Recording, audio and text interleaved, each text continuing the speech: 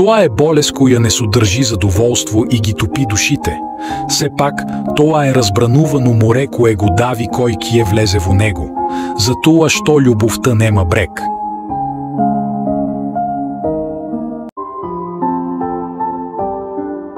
Го молиме Семокиниот Бог да не направи успешни во правенџето на она што е добро и добро, да ги претвори нашите неправди во исправни и да не доведе до спасение. Тој е Семокиен.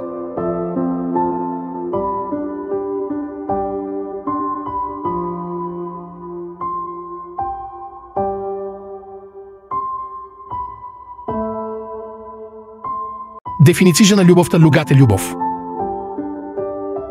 Љубовта се состои од буквите Аин, Шин, Каф. Зборот љубов во речникот значи надминување на границата во љубовта. Ибн Манзур рекол: љубовта е крајност на наклонетоста и на љубовникот му се допакжа саканата.